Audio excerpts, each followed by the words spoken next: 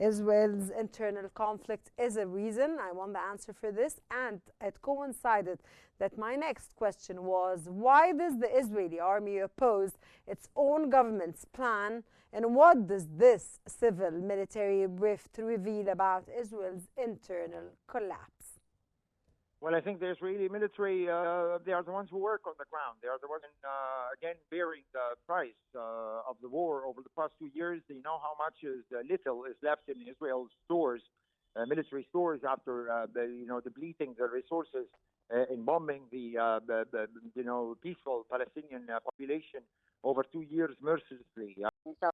And also they know the difficulties of controlling over 2 million people. And repeatedly they said in the army and the top leaders of the army, whether in office or former officials, that it's not an easy job to feed and to administer more than 2.4 million Palestinians, while at the same time they will not be able to prevent attacks by Hamas fighters who proved at least they are capable of continuing to carry out those attacks despite the presence of the Israeli soldiers. So, I mean, and again, also according and to... I think by now they're very tired, sir. Of course.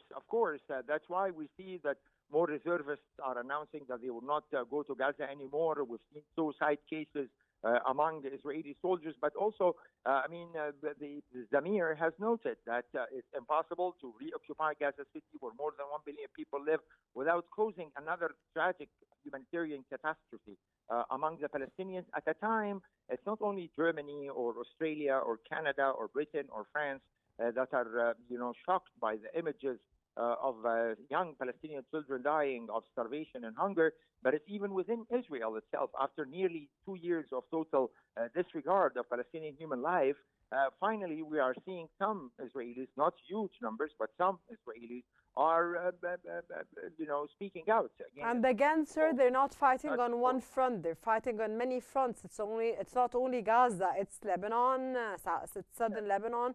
It's Iran. It's the Golan Heights, Syria. When they decide, it's everywhere.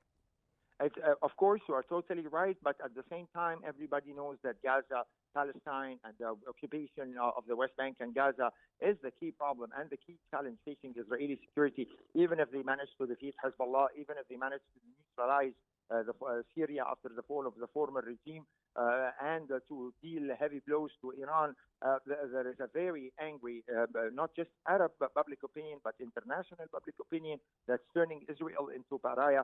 And even if they have the total support of some, the Israelis are not going to deal with the United States alone. They need the rest of the world. The European Union is a major trade partner for Israel. They also provide Israel with lots of weapons.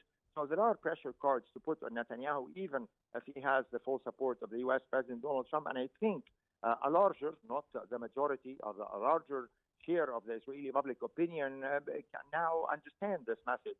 After anger over the October 7 attacks, feeling that this justifies whatever happens to the Palestinians in Gaza, there is an admission by a reasonable segment of the Israeli society that this war is meaningless, aimless, it's not achieving its goals, and that Netanyahu is using it for his own political purposes. And at least I think Netanyahu is using everything for his own political interests, sir. I'm sorry? I think Netanyahu is using everything for his own political interests. Including wars. Exactly, including the death of children and atrocities and genocides of women and children and starvation and, of course, killing people through death traps that became humanitarian aid that became death traps. Sir, you didn't answer about the Israel internal conflict and, of course, the internal collapse in his cabinet.